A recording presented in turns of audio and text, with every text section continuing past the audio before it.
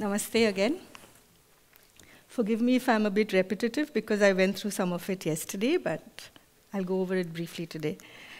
So Rangsutra is a company of thousands of artisans, all of whom live in very remote regions of the country, nowhere near the industrial corridors that we saw in the earlier sessions. So they are really remote, and a lot of the villages, even though they have electricity, it's not available to them 24/7.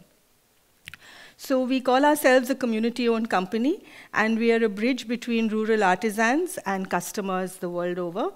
Artisans are shareholders in the company, so that is one of our core sustainability factors.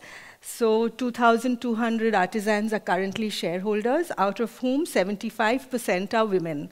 And most of these women are first-time shareholders in any company, like me. I'm also a shareholder in the company. And before this, I never owned shares anywhere. I never had the money. So we also have artisan representatives on our board to ensure that their voices and concerns related to the craft are heard in any decision that the company takes. 50% of the board is comprised of women. What we do is our basic goal is the empowerment of women and artisans. As workers, managers, owners of the enterprise, towards this we do skills training, we do leadership training, and that is the real positive thing that has come out of all the workshops that we do, the amazing potential of even a 7-day workshop for women who've not had any access to formal training, what it can do to open up their world and then influence their communities. So we work with artisans throughout this process, and the outcomes of it have been really, as I said yesterday also, confidence, mobility of women, learning on the job, improvement in productivity and quality of work.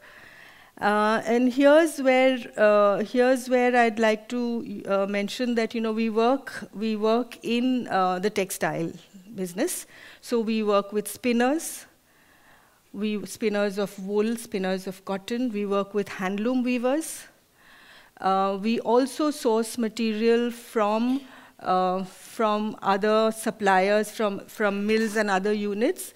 And these are especially those who have a concern about sustainability in the textiles. One of our partners is IKEA, and that's where, in fact, we got to learn first time about, what is it that we are talking about when we are talking about sustainability in textiles, that there should be, we really have to take into consideration all the processes that go into the manufacturing of that textile, and even afterwards, as we work with artisans and tailors to make these into products. So that's helped us a lot in really sort of, what shall I say, not only organizing, but cleaning up our entire back end, so that we are able to trace exactly what has happened where, and whether people are being, how to ensure that artisans are being remunerated, being paid enough, ethical wages, fair wages, and all to the final product. So all this has led to what I like to call economic citizenship to a lot of our women and men who live in rural India, who are, one good thing about most of the artisans we work with is that they are part-time farmers as well. So, in the rain-fed regions of the country, there's one agriculture crop, and that takes about 4 to 6 months of their time. The remaining time, they do this, and so it's a good complement. It's not as though they're just doing this 365 days of the year. And so it's a holistic way, and it's helped to increase their incomes. We moved to centers where women have started working at centers, and that's helped them. Okay, so all the slides before, I explained how we are very people-focused, and our goal is really to ensure sustainable livelihoods for the people we work with. In the course of doing this, we have understood also the whole aspect of the environment and what the textile industry that we are in, what it can do to the environment. So we have helped our weavers set up an effluent treatment plant. It was a difficult job doing that because really in the, in remote village, they couldn't understand that, okay, why, what does it matter? This is going into the soil, but it took some time and we managed to get the resources and the commitment to set up this plant. And as I mentioned, our partnership with IKEA Next Generation has helped us become aware of sustainability and environmental friendly textiles. We work purely with natural fibers, so cotton, silk, and wool. These are the three fibers. We don't work with any man-made fibers at this point of time. This is the last slide. I'd like to talk a little bit about this. This is something called Ralli. Ralli in Rajasthan, where we work, literally means connecting.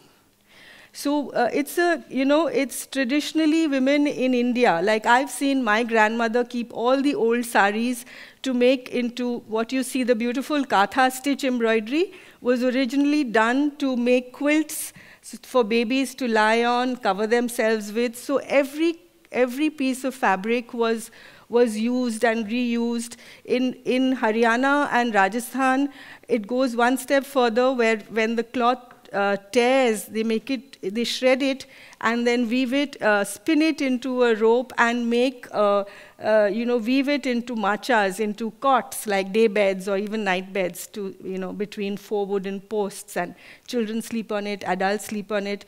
So we have tried to take this ahead. So whatever waste we generate from our production, we make into quilts, we make into bags, we make into decorative streamers, and that's how we are doing our little bit.